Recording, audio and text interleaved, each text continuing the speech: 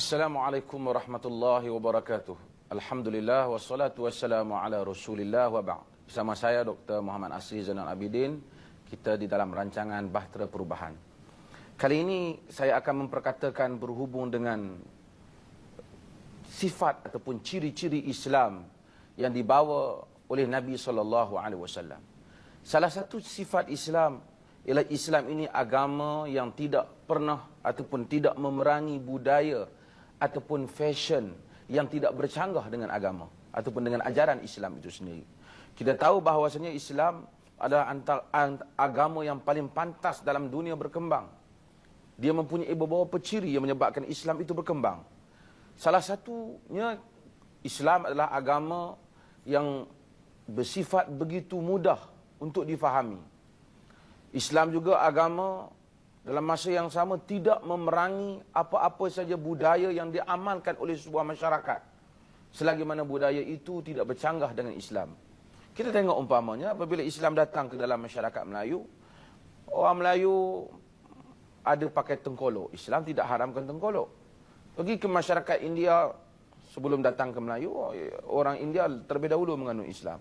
Orang India pakai kurta. Islam tak suruh orang India buang kurta, memakai jubah. Orang Cina pakai cheongsam umpamanya. Islam tidak suruh orang Cina buang cheongsam untuk memakai pakaian Arab. Mari ada pakaian songkok yang sekarang ni ramai orang Melayu pakai dan orang menganggap bahawasanya kadang setengah tu menganggap macam songkok ni pakaian agama. Sebenarnya orang Arab tidak pernah kenal songkok. Dan Nabi SAW tidak ada pakaian songkok. Apatah lagi baju Melayu, bersampin. Ini semua adalah pakaian tradisi. Islam bila datang, Islam tidak memerangi ini semua. Selagi mana ia dalam kadar menutup aurat, ia dalam mana tidak mempunyai unsur-unsur yang meruntuhkan maruah, merendahkan diri seseorang, Islam benarkan pakaian-pakaian ini. Pergi ke negeri barat, orang barat barangkali berpakaian kot, ada pakai tie, itu pakaian mereka dan Islam tidak menyatakan itu haram. Siapa yang nak menganut Islam hendaklah mengubah pakaiannya, yang pakai kot kena pakai jubah. Tapi ini semua tidak ada, ataupun yang pakai kopiah songkok nak kena tukar bagi semuanya pakai serban. Ini juga tidak pernah disebut di dalam nas-nas Islam. Bahkan kita lihat Nabi SAW begitu fleksibel dalam perkara-perkara yang seperti ini. Dalam hadis yang diriwayatkan oleh Al-Imam Al-Bukhari, dikatakan diriwayatkan oleh Anas bin Malik, lama arada an-nabiy sallallahu alaihi wasallam an yaktuba ila Rum qila lahu innahum la yaqra'una al-kitab atau kitaban illa an yakuna makhtuman. Kata apabila Nabi sallallahu alaihi wasallam nak menulis surat kepada pembesar Rom, kepada kerajaan Rom, disebut pada Rasulullah, innahum la yaqra'una kitaban illa an yakuna makhtuman. Mereka tidak akan baca surat melainkan kena ada cop. Cop ni yang kita buat ni, cop ni bukan pada zaman ini saja. Sejak kerajaan Rom dahulu dan Parsi juga, mereka apabila surat-surat yang dihantar untuk disahkan, surat itulah surat yang benar ataupun surat yang dianggap berwibawa untuk diterima sebagai surat yang rasmi, hendaklah dicop. Nabi pada awalnya tidak cop surat ini. Tetapi apabila diberitahu pada baginda sallallahu alaihi wasallam, innahum la yaqra'u kitaban illa an yakuna makhtuman, mereka tak akan baca surat melainkan surat itu dicop. Nabi SAW fattakhadha khatiman min fiddah. Nabi SAW ambil cop, buat cop daripada perak. Kata Anas, faka'anni anzuru ila bayadihi fi yadihi wa naqasha fihi Muhammad Rasulullah. Seakan-akan aku masih ternampak lagi bagaimana putihnya cop ataupun cincin yang digunakan sebagai cop itu di tangan Nabi SAW, ditulis padanya Muhammad Rasulullah. Kita tahu bahawasanya Nabi, dengan hadis ini kita tahu bahawasanya Nabi SAW apabila itu satu keperluan, orang kata surat kena cop, Nabi cop. Nabi tak kata, kalau kau orang tak mau baca surat, surat ni lah surat hidayah, surat daripada Rasul, kau nak letak pula prosedur kena cop dan apa, kau lantak kau lah, kau nak sesat, kau sesat lah. Nabi tak kata demikian. Oleh kerana itu peraturan ataupun itu kebiasaan yang diamalkan oleh peraturan ketika itu kuasa-kuasa besar, bahawasanya surat tidak dibaca melainkan dengan adanya cop. Baginda sallallahu alaihi wasallam ambil benda ni dan baginda lakukannya. Ini menunjukkan betapa Nabi sallallahu alaihi wasallam mengiktiraf bahawasanya segala prosedur-prosedur yang digunakan ini ataupun protokol-protokol yang dibuat itu selagi mana ia tidak bercanggah dengan agama Allah Subhanahu wa taala. Dan kita tengok juga Nabi SAW sudah soal pakaian umpamanya. Disebut dalam hadis yang diriwayatkan oleh Al-Imam Muslim dan At-Tirmizi dari Mughirah bin Syu'bah bahawasanya anna Nabiy sallallahu alaihi wasallam labisa jubbatan rumiyatan dayiqatal kummain. Nabi sallallahu alaihi wasallam memakai jubah rum yang mana ketat dia punya pergelangan tangannya. Rum ketika itulah kuasa besar, kuasa macam kita sekarang ialah kuasa barat. Nabi SAW tak kata ini pakaian orang Rom, Rom ni orang kerajaan Kristian, negaranya majoriti Kristian, kita tak patut pakai, tak. Orang bagi jubah Rom, Nabi pakai. Orang bagi jubah Syam, Rom, Nabi pakai. Ada orang bagi daripada Yaman, Nabi pakai. Nabi SAW fleksibel dalam perkara-perkara yang seperti ini, yang menunjukkan keluasan ajaran agama itu sendiri. InsyaAllah kita akan kembali selepas ini mendengar apa yang disebut oleh sarjana-sarjana Islam mengenai konsep pakaian dan fashion, budaya dan fashion dalam Islam. InsyaAllah kita kembali semula. Alhamdulillah kita kembali semula. Seperti mana yang saya sebut bahawasanya saya ingin sentuh tajuk ini kerana sebahagian orang ni dia begitu sensitif. Kadang-kadang dianggap bila kita nak kuat agama ni kita kena ubah pakaian. Kalau tak pakai jubah tu artinya tak kuat agama. Tak pakai serban tak kuat agama artinya. Tak pakai baju Melayu tak kuat agama artinya. Ini pandangan-pandangan yang seperti ini kita lihat tidak demikian yang dipraktikkan oleh Nabi SAW. Saya membaca seorang sarjana besar dalam Islam, tokoh ulama yang agung, iaitu Syekhul Islam Ibnu Taimiyah rahimahullahu taala yang meninggal pada tahun 728 Hijrah. Kita lihat apa ulasan Ibnu Taimiyah. Kata Ibnu Taimiyah, Rasulullah SAW itu pernah memakai gamis, memakai kamis, yakni baju labuh dan serban. Baginda pernah memakai kain sarung dan rida, yakni baju separuh yang dipakai bersama dengan kain sarung, rida. Baginda pernah memakai jubah dan farajiyah, yakni baju besar dan panjang kedua-dua tangannya. Baginda pernah memakai pakaian daripada jenis kapas, bulu dan selainnya. Baginda pernah memakai jubah bulu ketika bermusafir. Baginda juga memakai apa yang dibawa daripada Yaman dan selainnya. Kebanyakannya dibuat daripada kapas. Mereka yang pada zaman itu juga memakai pakaian buatan Qibti Mesir yang ditenung daripada katan. Maka bererti sunnah Rasulullah dalam hal ini ialah seseorang memakai pakaian dan memakan makanan yang mudah didapati dalam negerinya, maka ini berdasarkan kepada pelbagai negeri. Maka kata Ibnu Taimiyah bahawasanya yang dikatakan sunnah itu ialah seseorang memakai apa yang sesuai dengan negerinya. Umpamanya dan juga dengan pekerjaannya. Kita jadi nelayan umpamanya.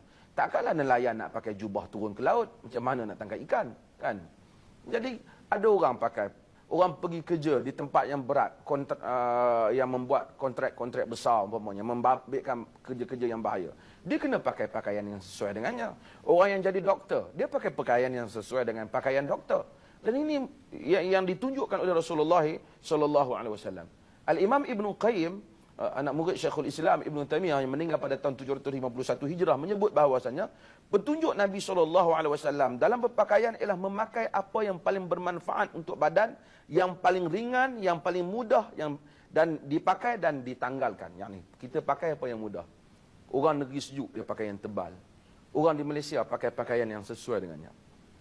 Ini adalah konsep kita dalam menghayati prinsip-prinsip Islam berhubung dengan pakaian dan budaya. Saya sentuh hal ni kerana kadang-kala orang ni apabila dia nak berubah, nak jadi saleh, alhamdulillah, dia kadang-kala dia berfikir benda yang dia nak kena ubah ialah dia nak kena ubah style ataupun fashion pakaian dia. Ini tak betul. Kalau dia nak mengubah daripada tidak menutup aurat kepada menutup aurat, itu betul. Tetapi kalau dia nak mengubah fashion, itu tidak tepat. Sehingga saya kadang-kadang ialah ada orang di Malaysia ni ada buat slipper Rasulullah. Ketika tu dijual slipper Nabi dengan bentuknya. Saya ingat orang Arab pun tak pernah tengok slipper Nabi dengan pattern yang dibuat dalam negara kita itu. Dan saya mencari dalam hadis-hadis Nabi sallallahu alaihi wasallam berhubung dengan ni'ah Rasulullah sallallahu alaihi wasallam ni, slipper Nabi sallallahu alaihi wasallam ni ataupun kasut yang dipakai oleh Nabi ni tak ada pun potongan demikian. Kalaupun ada, Nabi SAW, dia akan pakai apa saja yang ada. Nabi bukan tukang kasut untuk buat design slipper ataupun design kasut. Kita pakai je apa saja. Kita orang Malaysia kadang-kadang pentingkan benda-benda yang seperti itu. Benda yang Nabi tidak jadikan prinsip. Kalau kita nak kempen orang Islam ada kilang kasut. Kempen orang Islam buka kilang slipper. Kempen orang Islam menghasilkan barangan-barangan. Ini kempen yang seperti ini menguatkan Islam. Namun begitu, sidang penonton yang dirahmati Allah Subhanahu Wa Taala, ada juga pakaian yang Nabi SAW ataupun Islam tak benarkan. Iaitu pakaian yang apabila dipakai ternyata dia menyerupai kaum yang mana bercanggah dengan ajaran agama. Sebab itu dalam hadis Abu Daud, Nabi sebut man tashabbaha biqaumin fahuwa minhum. Sesiapa yang menyerupai satu kaum maka dia di kalangan mereka. Kita pakai baju yang orang tengok baju ni tak dipakai melainkan oleh ketua ataupun penganut agama tertentu. Kita pakai. Itu dianggap salah dalam agama. Ataupun kita pakai pakaian yang bila orang tengok dia orang tahu ini pakaian orang jahat. Pakai pakaian lanun umpamanya. Orang tengok, lanun. Ini tak boleh. Pakaian yang menyebabkan kita jadi pelik pada orang. Syurah ni libasul syurah. Nabi larang. Nabi SAW an libasul syurah. Nabi larang daripada pakaian yang apa? Yang ganjil. Kita masuk satu majlis tu orang tengok kita je. Peliknya baju dia. Libasul syurah dilarang. Sekalipun kita buat balik jubah daripada negeri Arab mana ke, sampai satu kampung kita heran. Dia dilarang. Kita pakai serban kita style yang pelik. Orang kampung kita tak pernah tengok. Orang bandar kita tak pernah tengok. Itu dilarang kerana libasul syurah. Kerana Islam ini mementingkan kesederhanaan. Tak nak kita jadi pelik pada orang. Ataupun kita pakai tadi pelik pada orang. Pakaian yang mana dipakai oleh orang yang buruk perangainya. Ataupun pakaian yang menyerupai agama tertentu. Dan insyaAllah kita akan kembali lepas ni kepada beberapa perkara lagi untuk kita bincangkan. Kembali semula. Alhamdulillah. Kembali semula kita kepada perbincangan kita berhubung dengan budaya dan fashion ini. Supaya kita dapat mencerahkan pemikiran kita tentang pendirian Islam, tentang pakaian dan seumpamanya. Kita kena tahu bahawasanya dasar yang disebut oleh Al-Quran, bahawasanya Allah Subhanahu Wa Taala tidak mengharamkan perhiasan dunia yang mana Allah jadikan untuk kita. Allah Subhanahu Wa Taala menyebut dalam Al-Quran, "Qul man harrama zinatallah allati akhraja li'ibadihi wat-tayyibati minar rizq. Qul hiya lil ladzina amanu fil hayatid dunya khalisatan yaumal qiyamah." Katakanlah siapa yang berani mengharamkan perhiasan dunia yang Allah Subhanahu dan rezeki-rezeki yang baik yang Allah keluarkan kepada hamba-hambanya.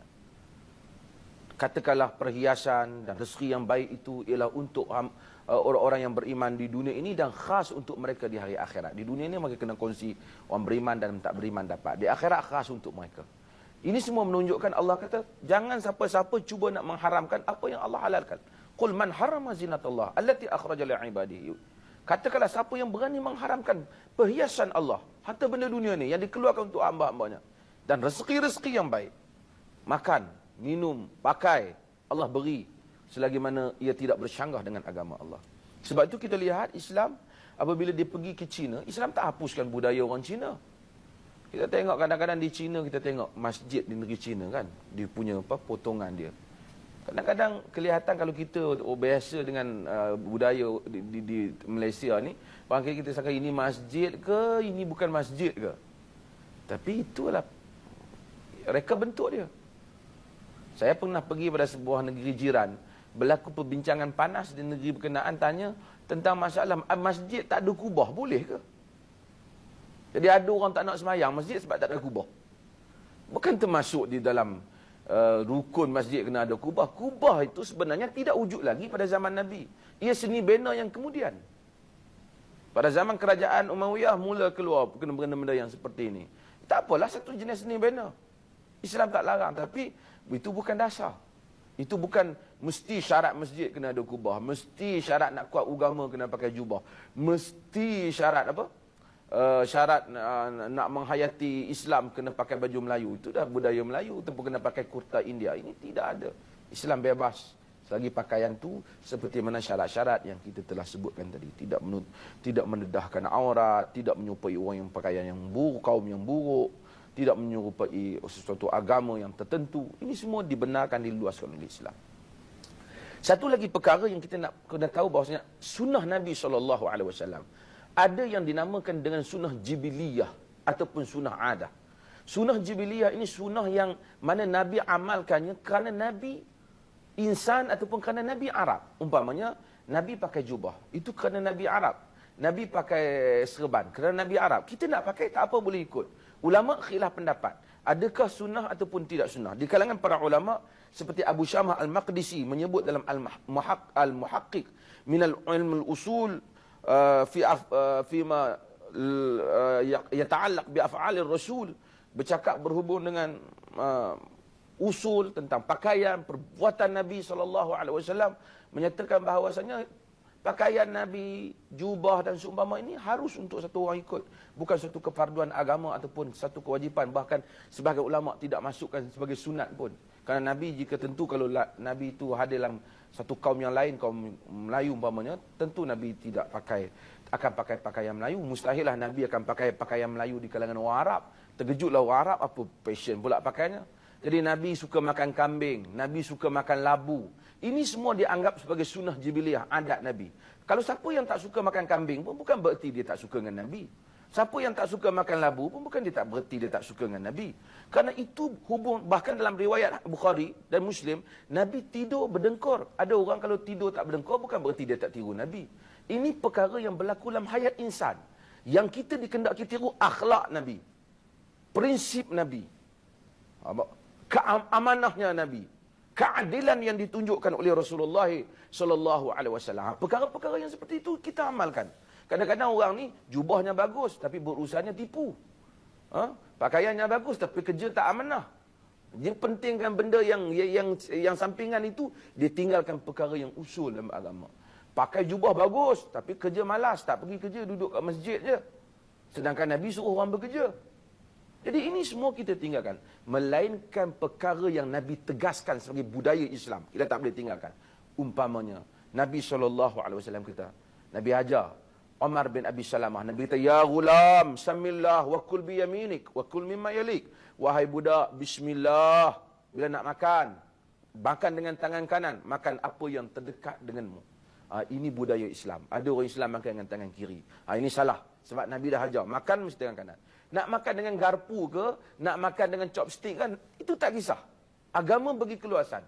Tapi makan dengan tangan kanan, bismillah, makan dengan kanan, dan makan apa yang terdekat. Dan inilah prinsip-prinsip kebudayaan dan juga fashion dalam Islam yang memerlukan kita faham supaya kita tidak begitu jumud dalam pemikiran kita dan kita akan dapat membawa Islam jauh ke depan, merentasi sempadan perkauman, merentasi sempadan tempat dan masa, insya-Allah. Mudah-mudahan Allah Subhanahu wa taala merahmati kita dan menjadikan kita faham tajuk-tajuk yang seperti ini sehingga kita bertemu lagi pada rancangan yang akan datang pada waktu yang sama, insya-Allah. Wassalamualaikum warahmatullahi wabarakatuh.